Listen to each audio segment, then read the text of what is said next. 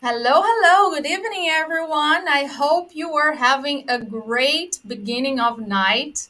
I hope you are really enjoying to be here with us. We have very, very special guests to share something really nice with you tonight. Okay, so I hope you guys stay there, stay tuned with us. Please don't let us alone. Stay here with us and invite as many people as you can because this is going to be a great night. Okay, so to start, I want to invite Cassiano to uh, who is our tech lead, the person who really knows what is going to be talked about tonight. And for those who don't know me, I am Denise. Thank you for being in here with us. I hope, guys, you have a great time with us. And I'd like to know where you are talking from. So please chat us where you're talking from. Okay, we would like to know how many people are here with us, where you are from, and we have very, very special guests too who are gonna share something incredible with you. Before we start with our guests, Cassiano, thank you so much for being with us tonight again. One more global jobs here, which is going to bring a lot of insights for those who want to have a career abroad. So, thank you for being with us. If you want to introduce yourself, to say something, everybody knows you, right? So, go ahead. So, good evening, everyone. Welcome to one more edition from our great global jobs. Thank you, Teacher Denise. So, today, people, we will going to talk about jobs abroad. We have two great guests, Jason and Lucia. Jason is from Brazil, Lucia is from Argentina, but we are speaking English to show to everyone the importance of English language. So it's a special edition. Um, and another editions we will also have English editions, and today is our first. So Denise, can you call our guests, please? Of course. So, we're going to have here Jason, welcome, and Lucia, welcome. If you want to introduce yourselves, please, the stage is all yours. Okay. Hello, everyone. My name is Jason, as they said. So I'm from Brazil. I currently work remotely for a company in US and allocated by Virtual Mind. And I do full stack development, mostly focused on backend lately. But yeah, that's an overview of me. Okay, Lucia, please. yes. Hello, everyone. I'm Lucia. As Casiano mentioned, I'm from Argentina. I live in Buenos Aires, and I'm part of the people care team of Virtual Mind. Virtual Mind is an IT staff and team augmentation companies. We have more than 20 clients, all located in the United States, and we have people working with us all around Latin America. Well, Jason is one example, is one of the virtual minders that are working with us. Well, I'm very excited to be here tonight with you, and thank you very much for inviting me to be part of it. Nice, nice. Thank you. So, so Denise, I think we can start making some questions, and we can start our meeting today. Okay? Uh, Sure. so, uh, please. You go ahead. You have any? Okay. Go ahead with the questions. Okay, perfect. So today I will start with Lucia. So, Lucia, can you talk to us a little about Virtual Mind and how it works in outsourcing? Yes. Okay. Well, as I mentioned before, Virtual Mind, we are an IT staff and team augmentation company. We provide our US clients with LATAM top engineering talent. We have a lot of engineers working with us. We're always ready to ramp up any project and help them to do their best. We have developers in all over Latin America, more than 10 countries. So we are a really multiculturally company. So we are really, or we get used to work remotely with all different, with a lot of different cultures. We start speaking and do our communication fully in English. I guess 2 years ago, we started in 2005 here in Argentina, always with U.S. clients. So we used to speak in Spanish, but then we have to change our communication, our language to adapt first for our clients, and then because we start to have a lot of people from Brazil, well, all around Latin America, that's why we are speaking fully in English right now. So it's really important for us that, well, we have different, with all our different clients, we have different industries that our clients works in. So we have a variety of projects and technologies. We have different technologies all the engineers can work in. We also have QA and UX and UI people. So yeah, we have a lot of different things that the developers could work in. So perfect. So now for Djeison. Well, Djeison was a colleague of me at the university. We studied together 10 years ago, I think, almost of this. So Djeison, talk to us a little about how you started your career, what called your attention, and so on, please. Yeah, so it all started like when I was finishing high school. I mean, to be honest, I didn't know exactly what I wanted to pursue. So I always liked it, logical thinking and mathematics. So and I had and my older brother is also in the IT area, so he told me about the course, and I decided that I wanted to try it and see how that would go. And so that's when I started undergraduation course with the analysis and development of systems in Medianeira, Paraná, and then where I met Cassiano. So after I graduated there, a friend, a former colleague of mine, I studied with her. She recommended me in a company in Santa Catarina. So that's when I moved to Chapecó. I worked there for about 2 years, a little bit more than 2 years, and then I moved to Florianopolis, where I worked for about a year until I got my first remote opportunity. It was still for a Brazilian company, but it was remotely. So I was able to get like the flexibility of moving back to my home region. So I moved back here. I worked for this company for about 3 years, and I was already at this company. I was already speaking English. I was already working on for a US client of them, and then that's when I got in contact. Virtual Mind reached out on LinkedIn, and I went through the process and interviewed the client and joined them. So I'm working with Virtual Mind for it's going to complete like 2 years this April, and it's been quite a ride. Perfect. So look, people, Djeison and Lucia told two important points here. First, English language is absolutely vital to work with IT, and LinkedIn is our best friend.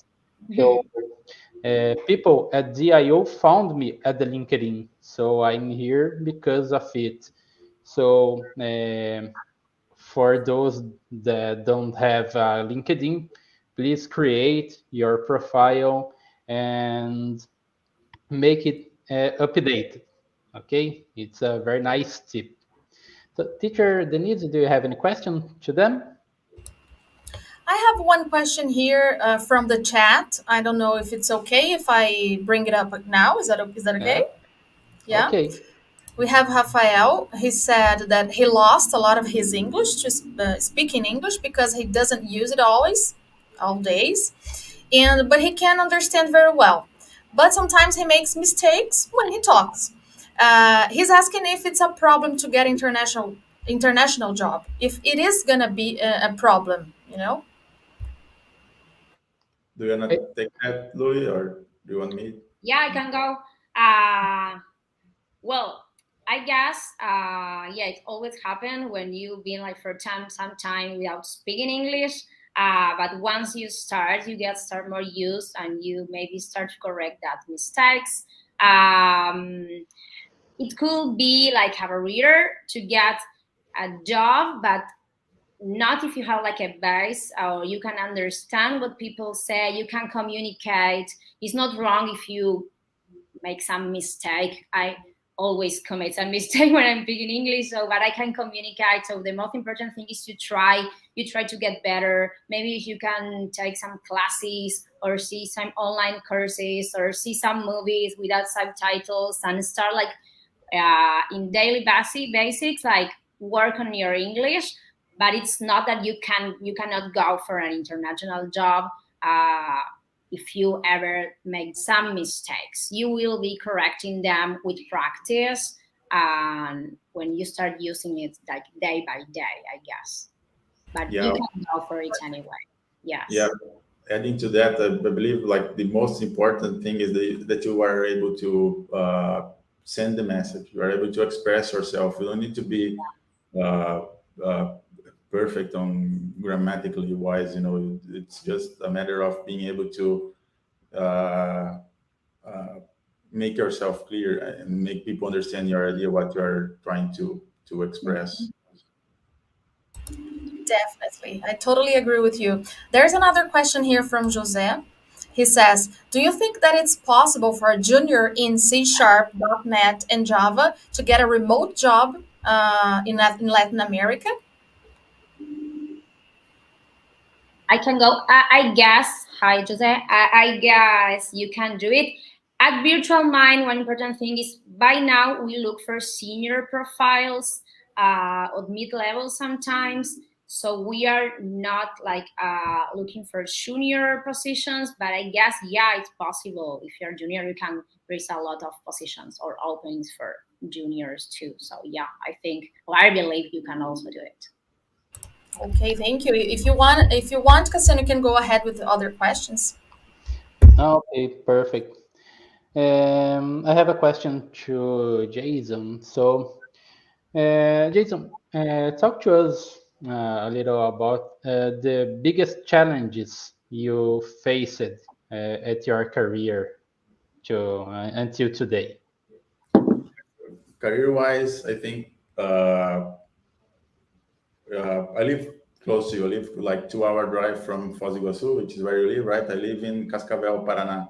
This is like a really countryside area, and there are not many big opportunities in IT area around here. I mean, you generally uh, have some local ERP company that you can work for, but it's hard to find the cool stuff here, right? It's hard to find opportunities that are using the latest tech stack and the things that you and growth opportunity, right? It's generally some small to mid-size companies that you don't see a lot of perspective in terms of career, you know. So that I believe that the biggest challenge for me was that I had to move far from my hometown first to get experience and being able to start applying and getting remote job offers, you know, so that I could go back to where I feel more comfortable living. So I spent like about it was a little bit more than 3 years working in Santa Catarina until I got the first remote job opportunity. And back then, remember guys that it was before pandemic, so it was before COVID. So nobody, at least in Brazil, you could only find very few remote jobs, tech jobs, and also like working for US companies. Back then, they would require a lot of experience from professionals, so they didn't want to hire people with mid-level experience, junior, not even think about it. So I think it's that in that sense it has evolved a lot. A lot of IT companies are feeling, if not most of them, are feeling more comfortable hiring remotely. So that's why you see many remote job positions open. And yeah, I think that the area has improved a lot lately. Oh, perfect. Working remotely, it's a very interesting thing to, especially in IT companies, because you can live near your family, your friends, your life doesn't need to change so drastically as working on site. But we meet basically two profile of workers. So those who want to try another life, to explore another places, and those who want to stay. This is my place. I feel comfortable here, and remote jobs are pretty cool for those. Yep. It's pretty nice. Yeah, and then Uh, after, sorry, no, and go after, ahead, please. so I left home, I left like my parents' hometown pretty early to start studying, right? So when I was 17, I left to pursue the college graduation, right? And then after that, there was the exchange program. I stayed like 1 year abroad, and then there was also the part where I lived in Santa Catarina. So I was living far from my family for about 8 years. I don't know, yeah, from 17 until 24, yeah, something like that. Yeah, 24, 25. That's when I got my first remote position and moved back closer to them. Pretty nice. Teacher Denise, do you have any questions? There are some questions here on the chat. We have Pedro. I'm thinking to apply to abroad remote. Let me try to understand. I'm thinking to apply to a remote job, Work. probably. Yeah, but I have some insecurities. My English and my hard skills. Do you think they're demanding in relation to tech skills in the language? Uh, You want me to go? yeah, Okay. Hi, Pedro. I cannot, maybe Jason, you can talk better about tech skills, but related to the language, depend of the country you are trying to working for. Sometimes could be like a thing you need to have. It's the language, but maybe you can work remotely for a company abroad that you don't need to speak in English. But I think in a lot of cases, like it's a must. So we need to work hard on improve our English because it's a skill that will open like a lot of doors. But maybe you can start working remotely without the English while you work on getting better at that.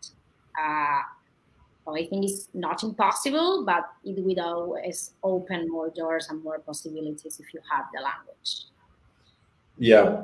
I don't know if the person asking if you already have like remote work experience. That counts a lot too. Generally, it's quite often that companies would ask me if when I was applying to a remote position, if I already had remote experience. So that's important to them as well to understand whether if you're already experienced enough to be able to be responsible about working from home, right? Because Depending on the job position, the company, they might not be wanting to hire someone who is new to this modality of work, right? And then so that's one step, like having remote experience. And then there's also the English and hard skills, right? The companies, when I was applying, generally they would ask for some level of experience, right? Not it's last I heard, I mean, it was junior positions are not that common, and so you can find them, but yeah, it's harder. Generally, companies like are hiring from there. I see they want a little bit more experience on the area already. And then English, again, the English is same as I said before. I mean, you need to at least be able to communicate, right? Express your idea, what's your intention. And complementing, English it's highly required because of documentations. Don't expect to read documentations in Portuguese because to have a Portuguese version of technical documentation, it's very delayed. You must to wait 1 year, 2 years. So it was an older version than in English, and technical terms translated to Portuguese. It's a very bad way to study. I talked this using myself and as an example. Last year I took my AWS certification and I started studying documentation in Portuguese. No way. It's better study in English, do the exam and also in English. Your life is very easy. Yeah. I think I have a good question. I'm sorry. Go ahead. Go ahead, No, please. yeah, I just wanted to add that all the most up-to-date content you'll find out there is in English. If you wanna up-to-date stuff, search in English. Don't look for Portuguese. Yeah, it's true. Really, really important. I think I have a very interesting question here, Wagner.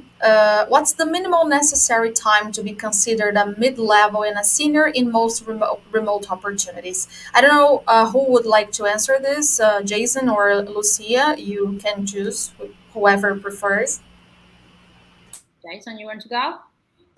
Yeah, I can give it a try. So, I mean, again, that's that answer, right? Depends on the company. I mean, I've interviewed for companies that consider me senior. I have interviewed for companies that consider me mid-level. So I don't think there is a hard rule there. I mean, some people develop some skills more in DevOps. Some people develop more skills on backend. Some people develop more skills on data, then start learning DevOps or start learning backend. And then how do you judge that, right? I mean, it's complicated to balance skills, and so I would say that overall you need a few years of experience to be called mid-level. So I don't know, at least 3 or more. But it also depends on the person. I mean, if it's someone that is working 8 hours at the job and that night you only watch series and you don't study and don't keep pushing yourself, then I don't think like 3 years is enough for you to be called mid-level. You need way more than that.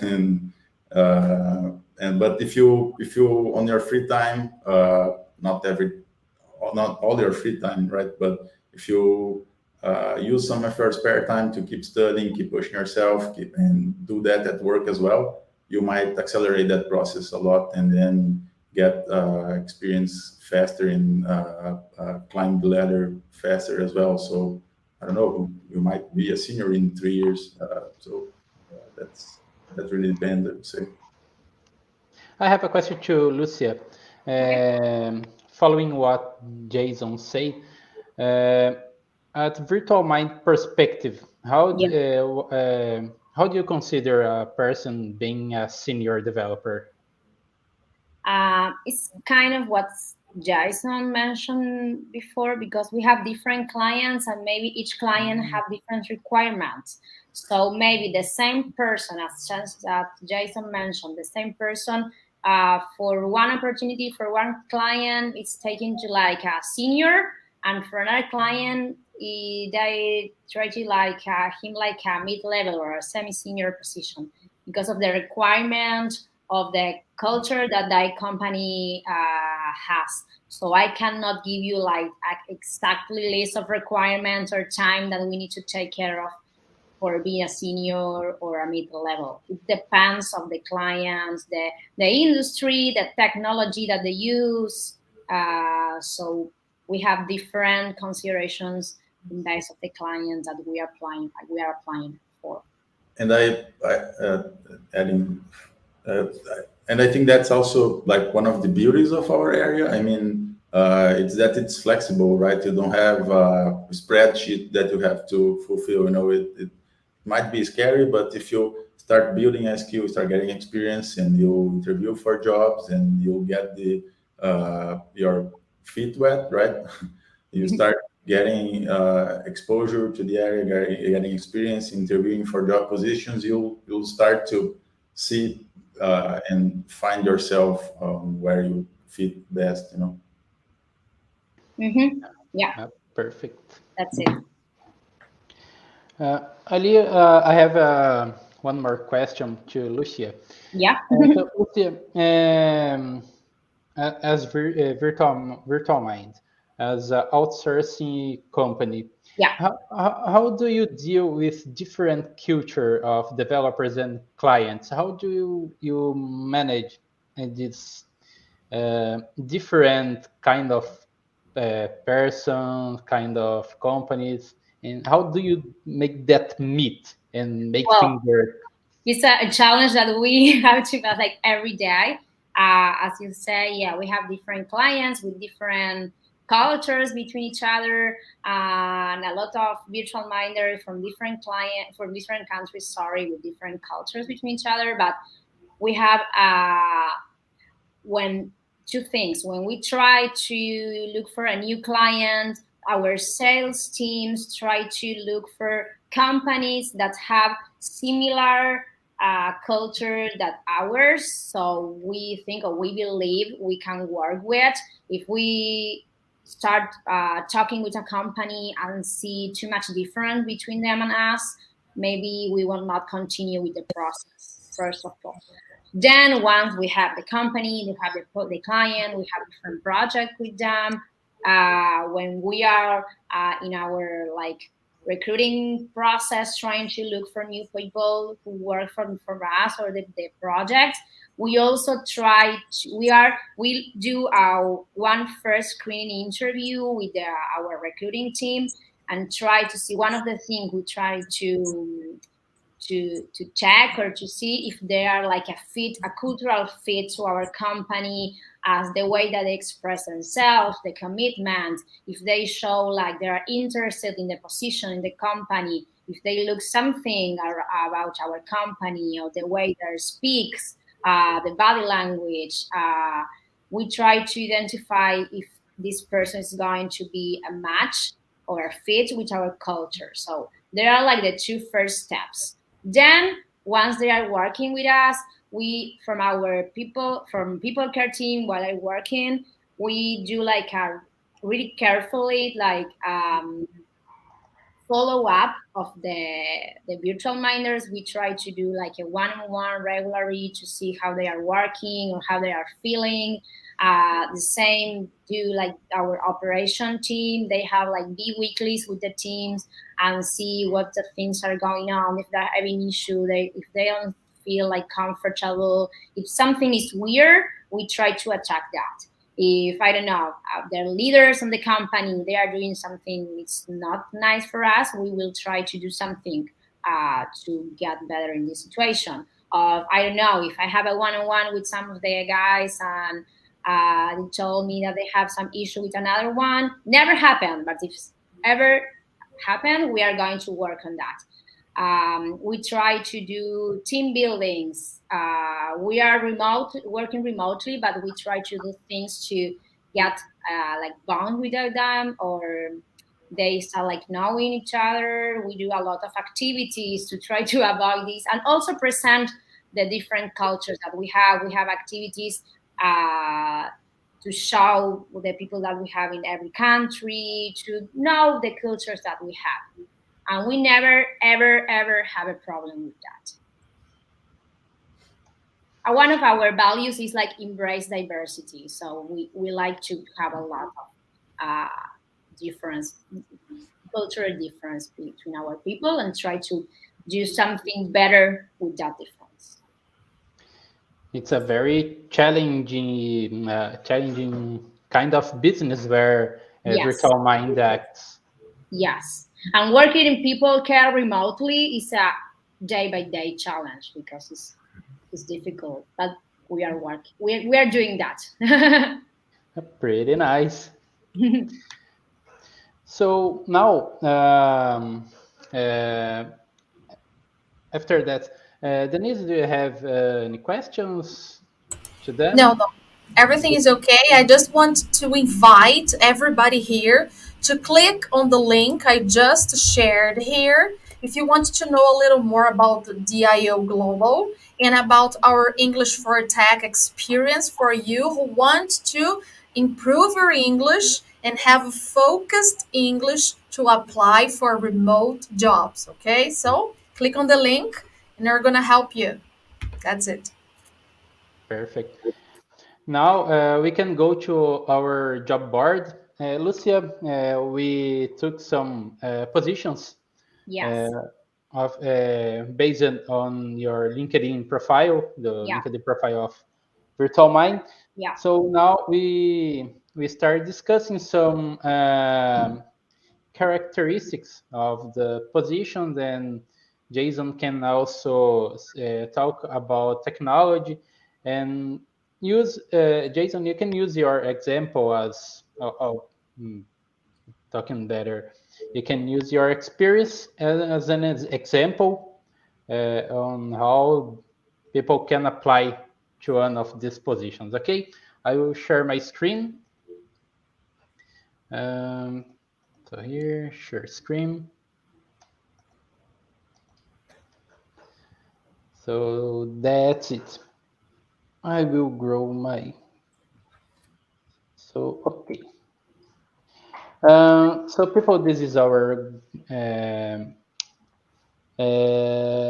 job board. Let me do a refresh. My internet's not so good today. It's a little waiting. Oh, okay. Nice. I put here 4 positions. Okay. So we can see some positions to Colombia, Mexico, and Argentina. So as Lucia told,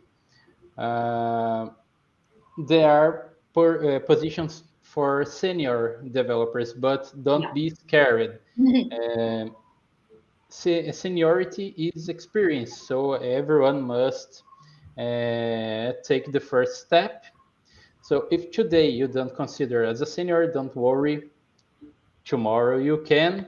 So it's also good to see some positions and have a perspective of how it works in your future. Okay, we have here Portuguese and English. We have here 3 positions of senior backend software engineer.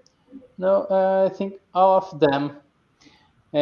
Lucia, I have a question, not specific about the position, but can you tell us a little about how a backend software engineer does in their job? If you feel comfortable to share it with us. I mean, Okay, Djeison. If you want me to take that. Okay. Yes, please. Okay. I mean, so as you know, Virtual Mind has more than 20 clients. So each client, I believe, is a different profile, and activities are different, right? So, like in the the client that I am working on, the technology stack we have is a back end of Spring Boot, and the front end is React. I do mostly a back end, and I've been also helping with doing some DevOps. Actually, DevOps might have been like the most of my activities lately, and so that's why I've been studying and applying a lot of AWS knowledge lately. Uh, yeah, I think that would be an overview. And Now, one more so, thing, Jason.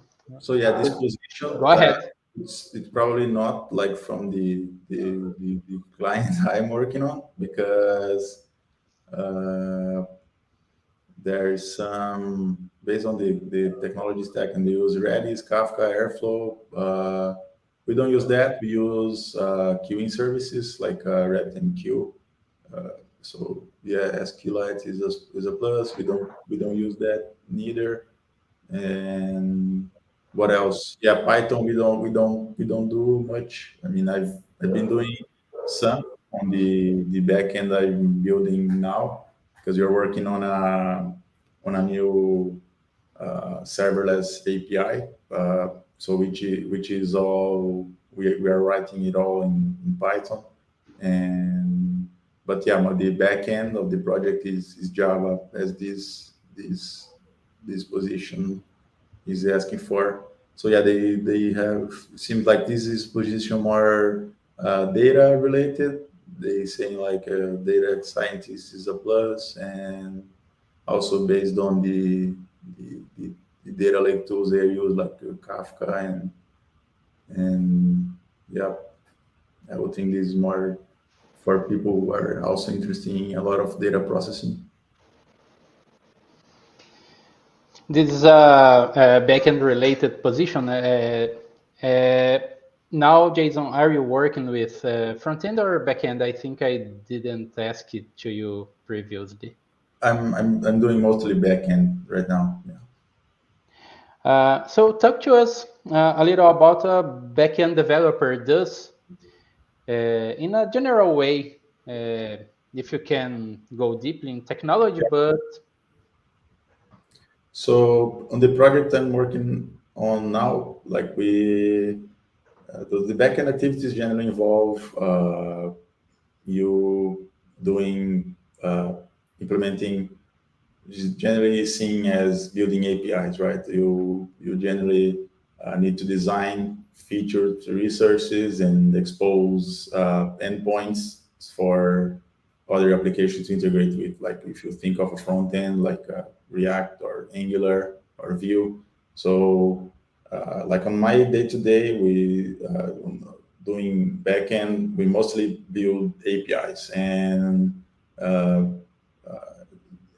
building APIs involves a lot of activities. Like you need to think very well of the resources you design, of the operations you build, right? You need to think of the load that endpoints are going to take in and process, and you need to think of the data model. You don't want to uh, create a messy data model. It will create problems for you in the future, right? When reading and processing this data.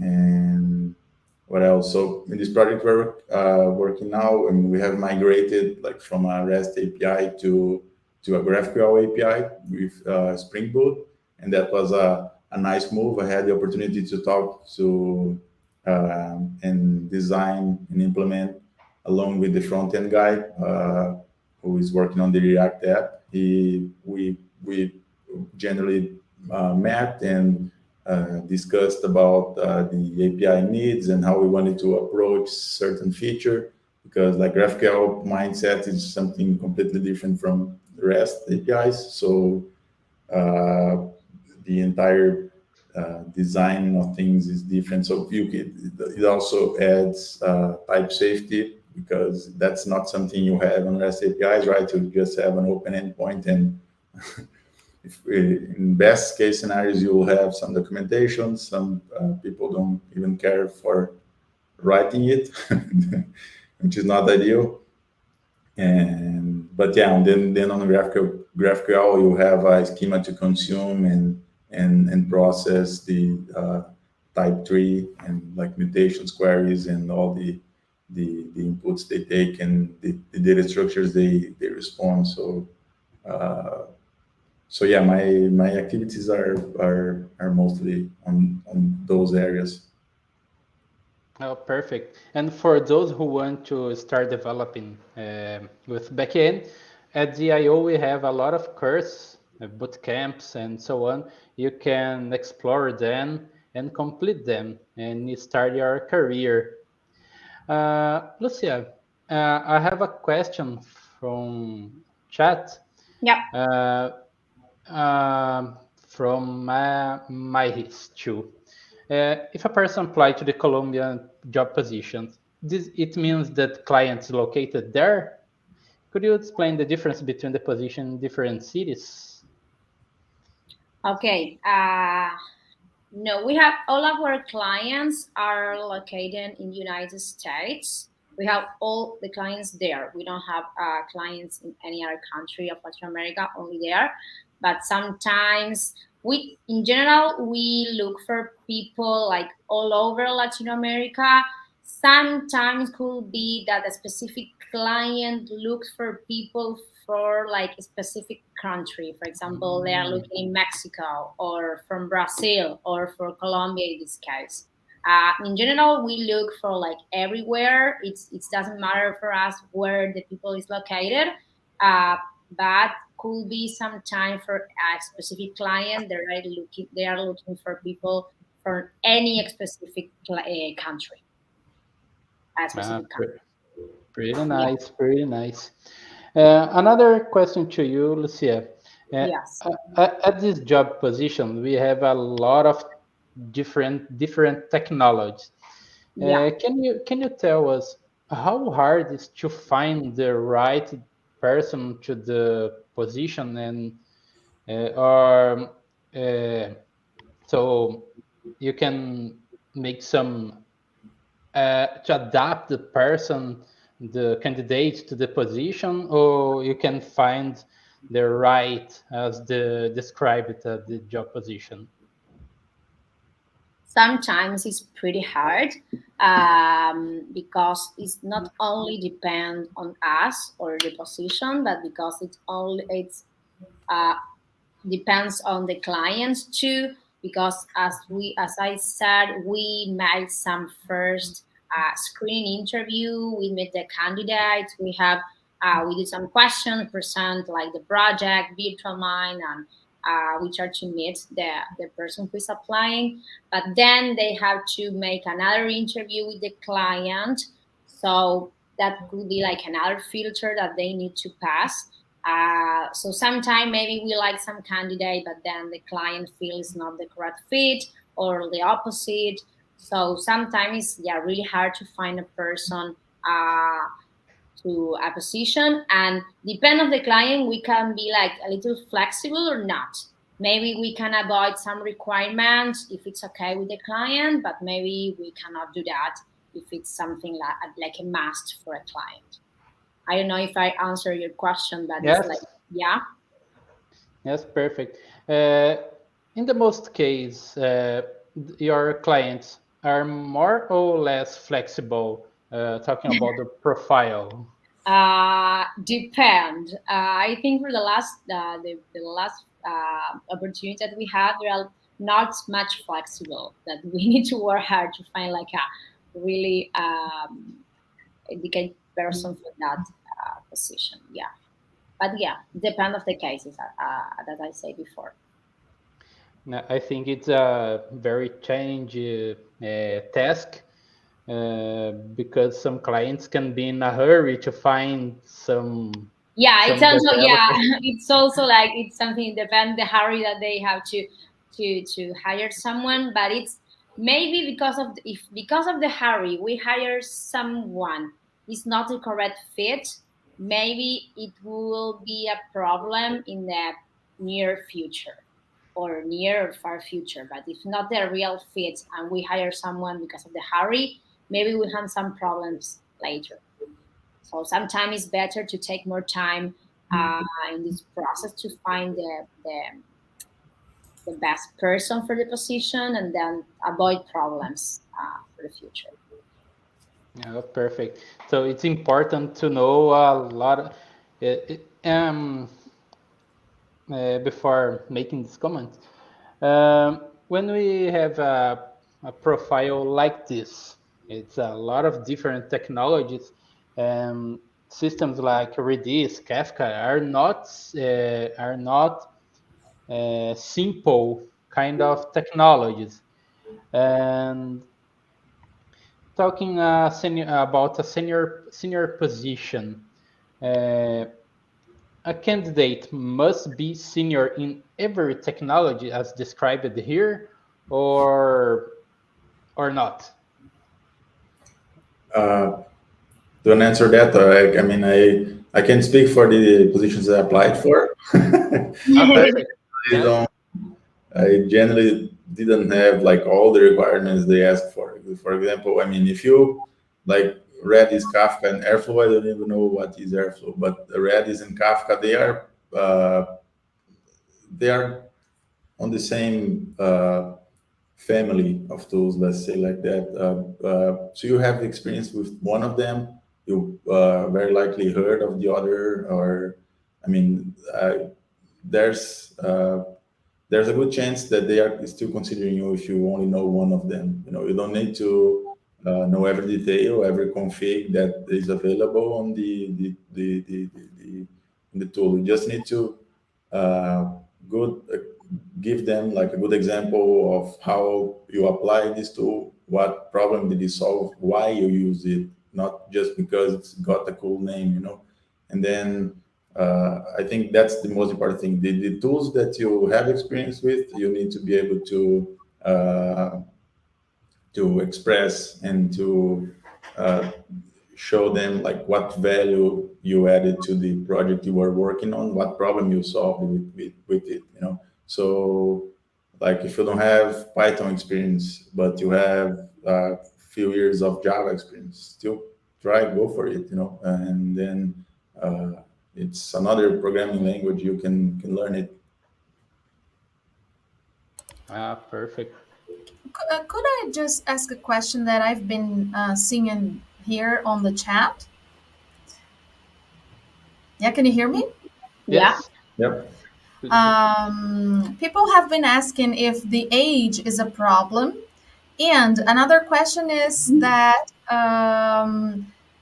it seems like we don't have a lot of opportunities for people that are juniors. I have just seen a lot of questions about juniors, people being in English speakers, beginner English speakers, things like this. Could you just go over these topics a little just to make these people a little calmer now? Yeah, I will go with the first one, the age question. No, in Mutual Mind, we don't have like any kind of issue with the age. We have people from different ages. Yeah, we have the most people that we have is between, I guess, 25 and 35 or 40. But we have all these people too. Not too much younger people, but because we are not looking right now for junior positions, so that's why we have a few, but not too many. But we don't have any issue for regarding the age, only the seniority. Yeah, that we are looking, as we mentioned before, like more senior positions. And I guess the two other questions were related to the English level, right? Yeah, about people who are not so experienced Yes. in their tech. Um, oh my God, experience and English. I'm sorry. Yeah, well, the experience is related to the seniority that we look. In Virtual Mind, looking in general for senior position or more experienced developers. So yeah, maybe for virtual mind, being a junior is like or leader by now, but we don't know if maybe in the future we could have more junior position, but we are not having that openings by now. Okay. Depending on the English language, well, it's the same. We are trying to look for people who is like fluent, who has like English, fluent English, because they need to communicate with their teams. Maybe imagine you are, I don't know, I'm from Argentina, and I need to talk to you in Brazil, and I don't speak Portuguese. Like the most common international language is English. That's why we need it. And also you need to communicate with your client, maybe your leader, or no, maybe not. In general, your leader is it's in the client, and they are from the States and they speak in English, or you have workmates from the States that are speaking English. And as the guys mentioned before, you need to read all the material for the technologies and things you need to investigate is in English. So it's really important to work on that. That's why we try to mention the importance of the language. Okay, thank you very much. So I hope we have answered the questions. Please, for those who felt uncovered, I would ask you to come up with the questions again, okay, guys? But that's it. English is something that you really, really need. Yeah, Thank you, Lucia. no worries. Denise, I don't know, Denise? Hi, I'm here. Um, I think we are going to the ending of our meeting. Yeah? Have you finished everything? I think yeah, but Jason and Lucia, if you want to tell any words before we we finish, uh, give some tips, give some uh, courageous words to them. Feel free. Well, okay. The thing we mention a lot is try to improve your English if you don't have it. If you have, and maybe you haven't like speak it for a while, try to get unrusty and try to get it in practice before you apply for an international position. Something is important for any applying that you are making, not only international ones or remote ones.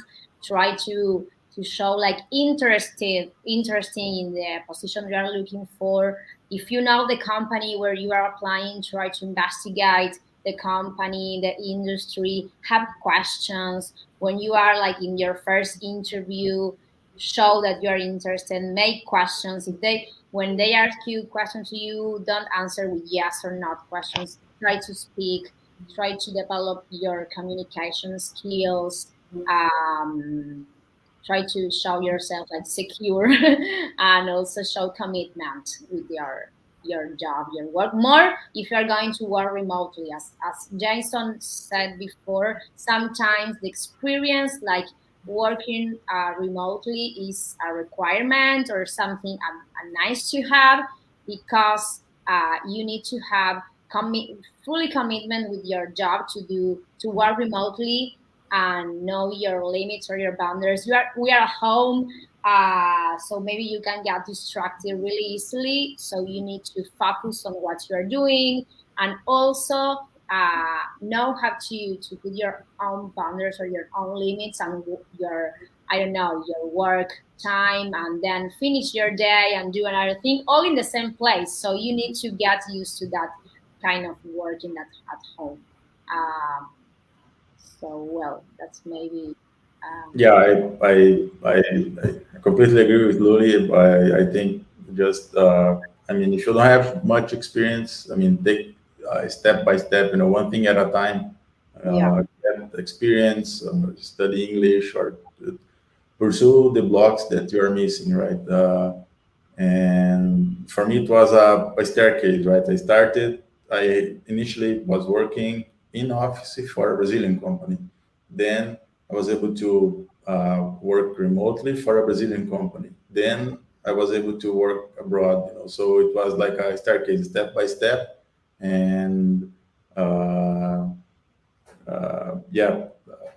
work hard, study. Yes.